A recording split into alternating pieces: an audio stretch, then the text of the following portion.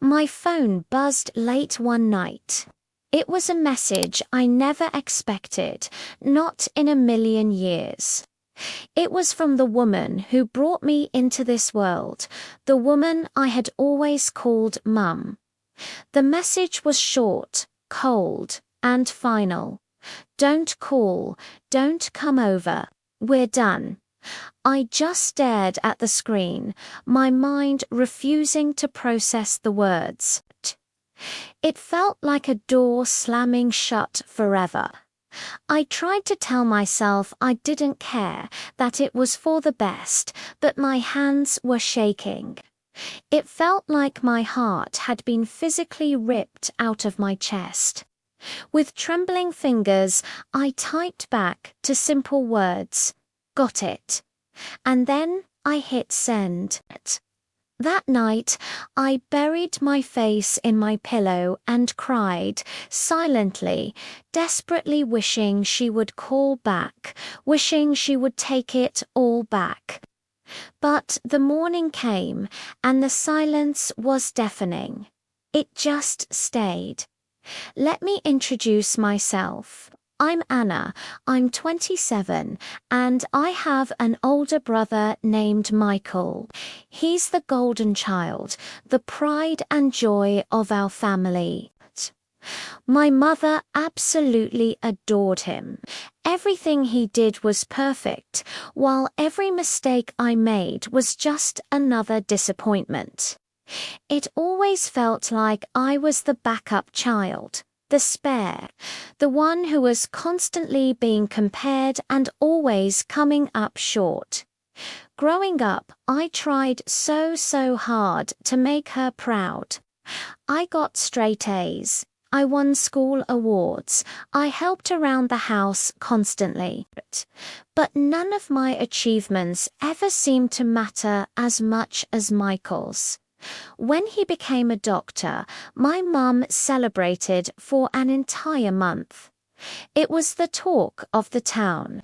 But when I landed a good job in a competitive marketing firm, all she said was, "At least you're trying." Those words, they still sting, even now. The final argument, the breaking point, happened on a quiet Sunday. It started because she called me selfish for not driving over to her house every single weekend. Mind you, I work a demanding full-time job and live an hour away. The traffic alone is a nightmare, but that didn't matter to her. Finally, I couldn't hold it in anymore. I told her how I felt. I told her that I felt unloved, that I felt invisible in my own family. I told her I was just so tired of constantly begging for affection that should have been given freely. But instead of listening, instead of trying to understand, she just got angry. She called me dramatic and ungrateful. She said she was done with me. And then came that message. The one that cut right through my soul. Don't call or come over. We're done. So I did what she told me to do. I walked away. The first few weeks were a blur of shock and pain. Every time my phone buzzed, my heart would leap, hoping it was her, hoping she'd realized her mistake. But it never was. The silence stretched into a month, then 2. I threw myself into my work, taking on extra projects, staying late at the office. Anything to keep my mind from wandering back to that final, brutal message. My friends were amazing. They'd drag me out for coffee, for movies, for dinners, trying to fill the gaping hole my mother had left. I'd laugh and pretend everything was fine, but late at night, when I was alone, the loneliness would creep back in. I started going to therapy. It was one of the hardest but best decisions I've ever made. My therapist helped me unpack years of feeling not good enough. We talked about the golden child dynamic, and for the first time, I felt truly seen. I learned that her inability to love me fully wasn't a reflection of my worth, but a reflection of her own issues. It was a slow, painful process of rebuilding my self-esteem from the ground up. I started rediscovering who Anna was, outside of being Michael's little sister or the daughter who was never enough. I picked up old hobbies I'd let slide, like painting and hiking. With every brushstroke, with every step on a new trail, I felt a little piece of myself coming back. About 6 months after the message, my brother Michael called. It was awkward. He said Mum missed me, that she was just stubborn. He asked if I would consider reaching out. For a second, that old hope flickered inside me. Maybe things could be different. But then I remembered the therapy, the tears, the work I had done to heal. I told him, calmly, she's the one who cut me off. The door is open, but she's the one who has to walk through it. I'm done chasing her love. It was terrifying to say, but it was also incredibly empowering. I was setting a boundary for the first time in my life. Life without her has been surprisingly peaceful. There are still moments of sadness, especially around holidays or birthdays. I see mothers and daughters shopping together, and a pang of longing hits me. But it's a dull ache now, not the sharp, stabbing pain it used to be. I've built a new family for myself, family of friends who love and accept me for exactly who I am. They celebrate my successes without comparison and support me through my failures without judgment. I'm sharing this story not for pity, but for anyone out there who has ever felt like they weren't enough for their own family.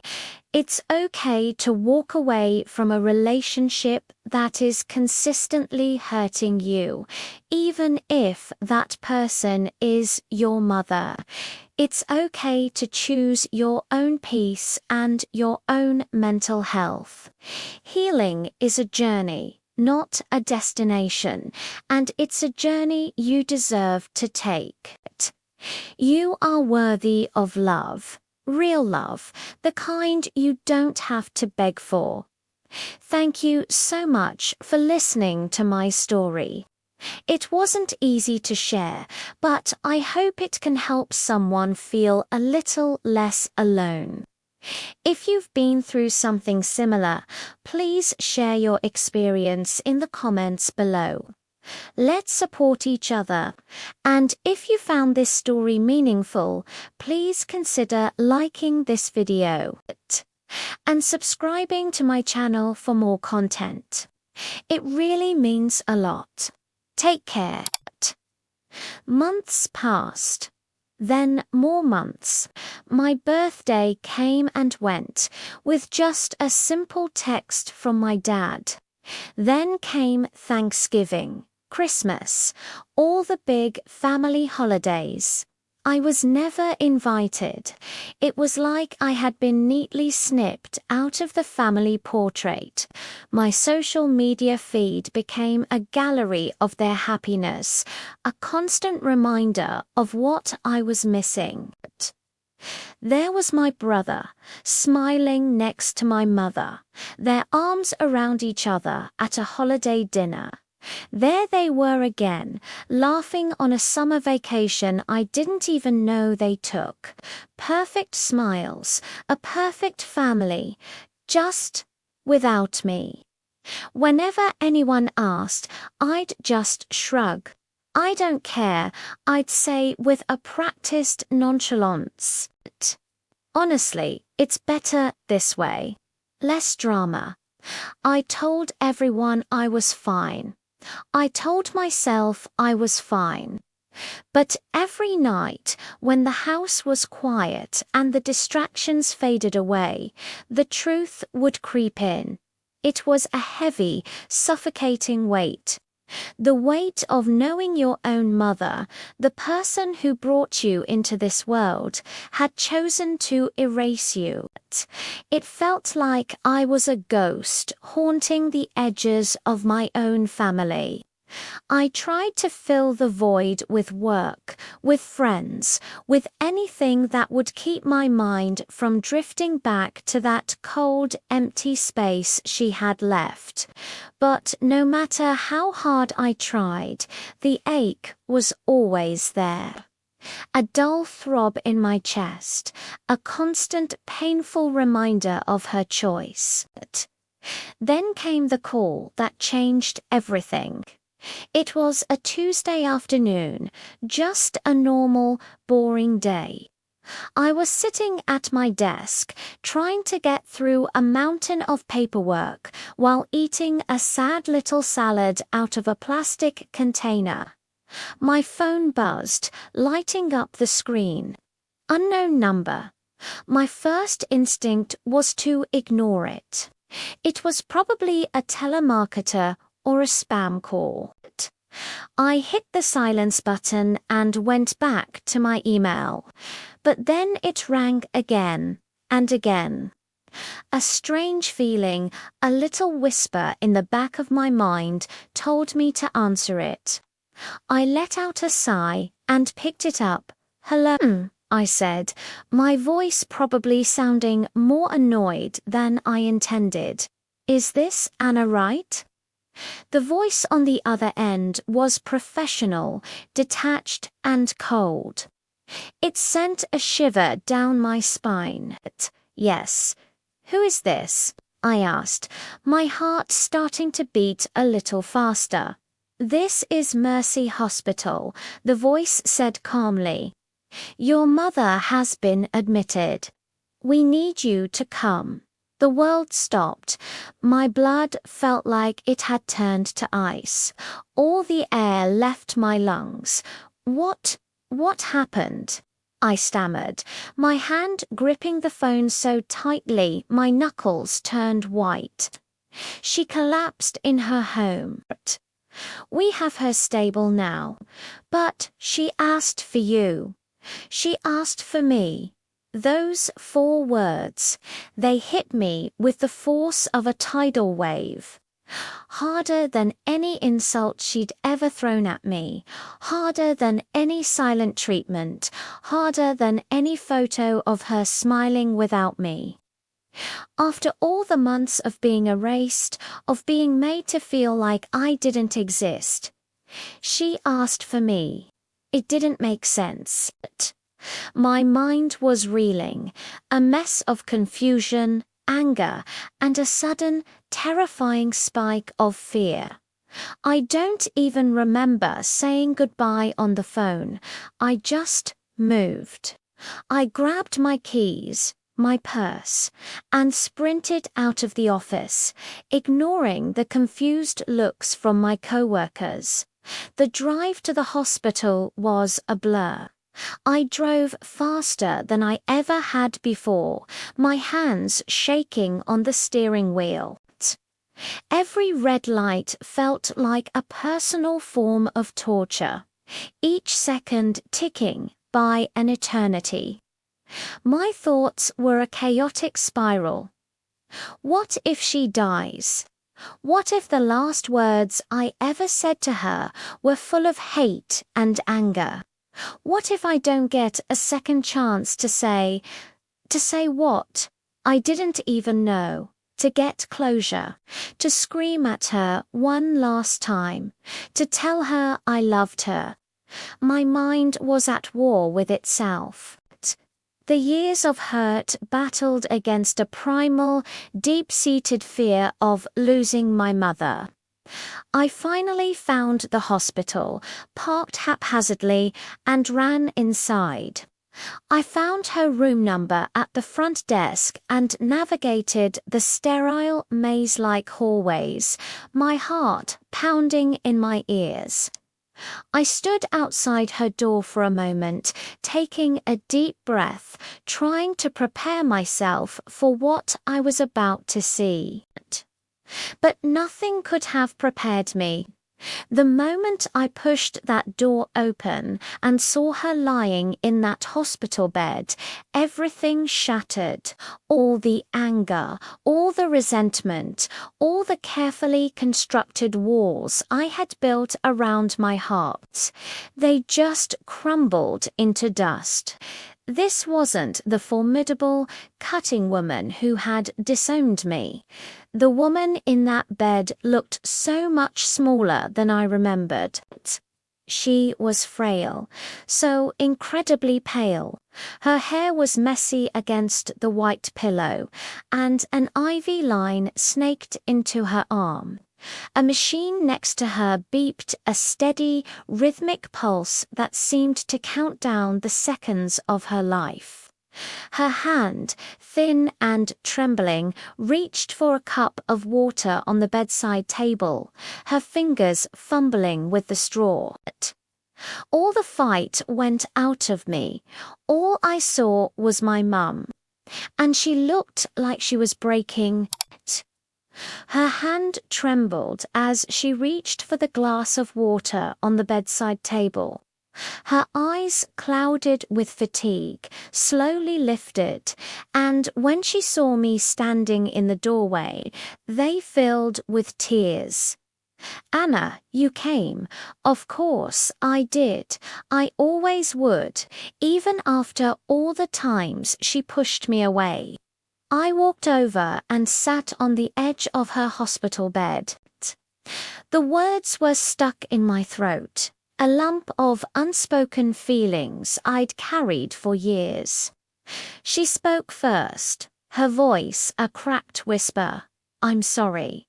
For everything. I didn't expect that. Not now, not ever. I wasn't prepared." She began to cry, not just tears, but years of built-up pressure, years of mistakes, all pouring out in a flood of regret. "I compared you to your brother," she choked out. "I made you feel small. I thought being tough on you would make you strong. But I see now I only pushed you away." I took her trembling hand in mine, my own tears starting to fall. I cried with her, a shared release of pain that had been trapped between us for a lifetime. "I missed you so much," she whispered, her grip tightening on my hand. And in that moment, that was all I ever wanted to hear. But then her confession took a turn I never saw coming. Her voice dropped even lower. "Your brother. He hasn't visited me in 6 months." I blinked, trying to process what she was saying. What? But why? She looked down at her hands, a deep sense of shame on her face. "He only comes when he wants money. When I told him there was no more to give, he stopped coming." She looked up at me, her expression broken. That's when I realized the child who truly loved me wasn't the one I praised all the time. It was the one I ignored. My heart cracked open. The pain, the longing, the years of feeling unseen. It all rushed to the surface. But this time it was different. It wasn't just my pain anymore. She finally understood. She finally saw me.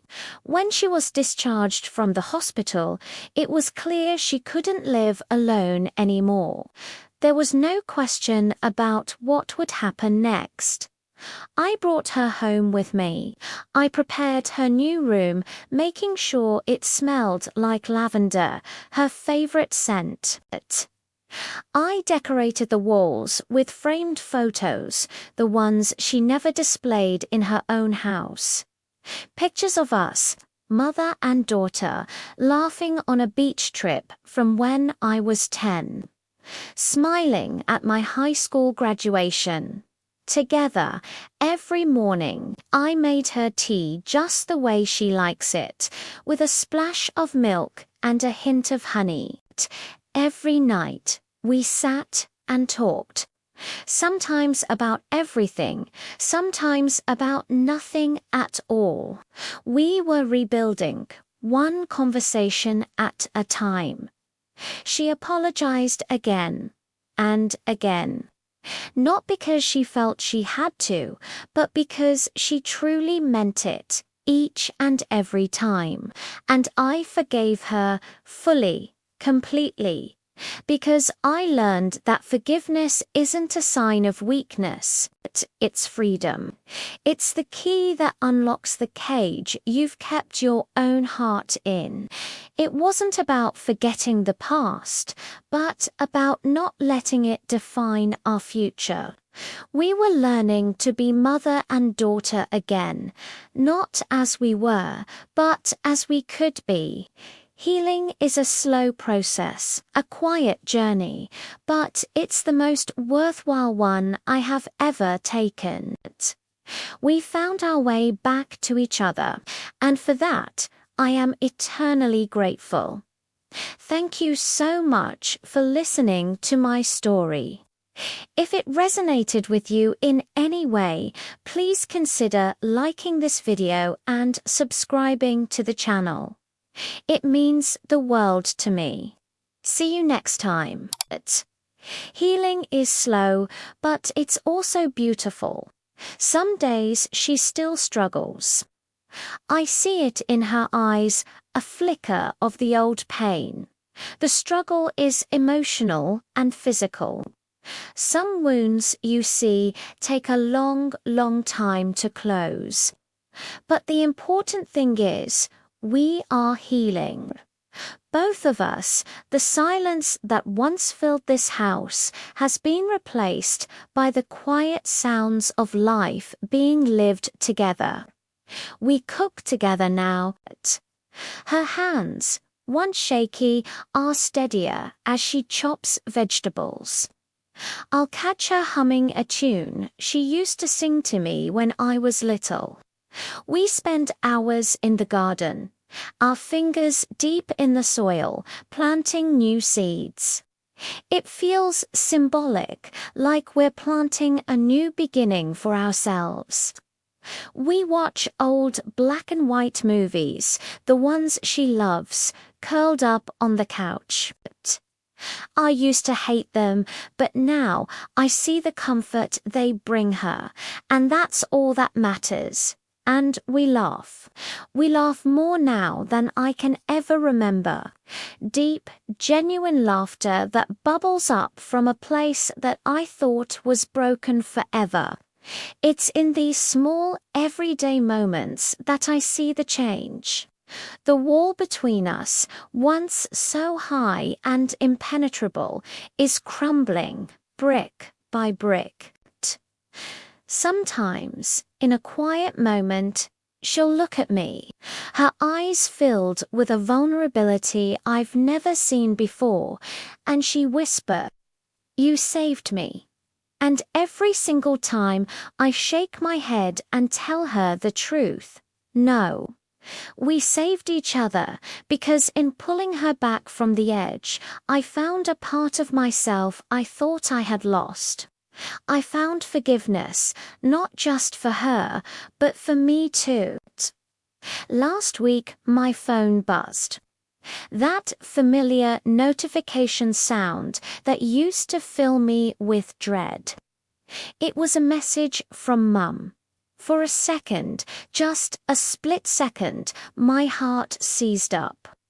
The old fear, the old hurt, it's a ghost that still lingers.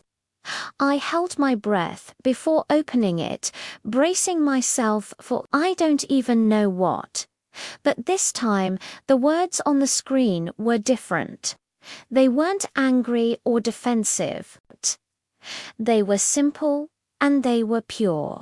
Thank you for not giving up on me. I love you more than words.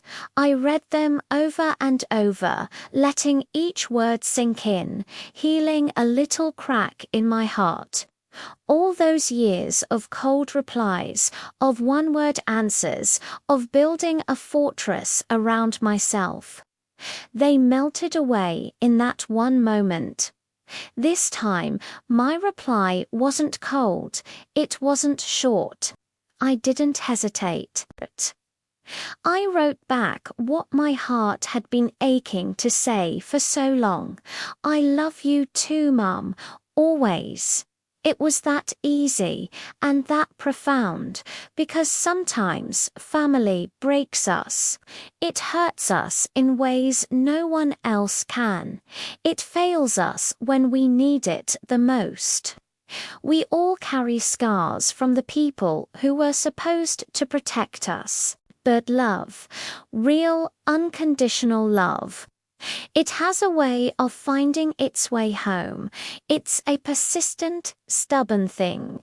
It can navigate through the darkest silence, through years of pain and misunderstanding. It waits patiently for a door to be cracked open, just enough for it to slip through. So if you're watching this and you're hurting because a parent pushed you away, or because the silence between you feels too loud to bear, I want you to remember this. People are complicated. We all make mistakes. Pride is a powerful force that can blind us to what's truly important. Fear can harden our hearts, making us build walls to protect ourselves, even from the people we love the most. But love can soften any heart. It's the universal solvent for pride and fear. If there's even a sliver of a chance to fix things, to bridge that gap, I'm begging you, take it. Reach out, send that text, make that call. It might be the hardest thing you ever do. It might be met with silence or even anger, but you'll have tried. You'll have chosen love over pride. You never know when a final message might be too late to answer. Don't let pride write the last chapter of your story. Let it be love. Thank you so much for watching and for sharing this moment with me. If this story resonated with you, please consider liking this video and subscribing to the channel for more stories about healing and connection. We're all in this together.